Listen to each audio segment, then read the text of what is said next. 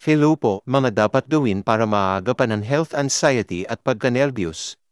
Paraman buwelva po uli. Una, regular na ehersisyo. Nakakatulong ang pisikal na aktibidad sa pagpapababa ng stress at anxiety. Pangalawa, balanced diet. Kumain ng mga pagkain na mayaman sa nutrients para sa mas magandang kalusugan ng katawan at utak. Pangatlo, relaxation techniques. Mag-practice ng deep breathing exercises, meditation, o yoga para mabawasan ang kaba. Ika-apat, limitahan ang caffeine at alcohol. Ang sobrang pag-inom ng kape o alak ay maaaring magpulala ng anxiety symptoms.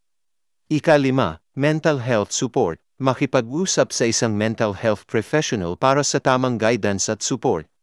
Ika-anim, social support. Makipag-ugnayan sa pamilya at kaibigan para sa emotional support. Ika-pito, proper sleep. Tiyaking may sapat na tulog dahil ang kakulangan sa tulog ay maaaring magpulala ng anxiety. Mga pagkain at inumin na maaaring makatulong. Una, green tea, may L-theanine na nakakatulong sa pagpapakalma ng isip. Pangalawa, chamomile tea, natural na pang-relax at nakakatulong sa pagtulog. Pangatlo, dark chocolate, may magnesium at antioxidants na nakakatulong sa mood. Ika-apat, whole grains, tulad ng oats at quinoa na may tryptophan para sa better sleep. Ika-lima, fruits and vegetables, mayaman sa vitamins at minerals na kailangan ng katawan para sa overall health. Mga dapat iwasan. Una, processed foods, mataas sa unhealthy fats at sugars na maaaring magpulala ng anxiety.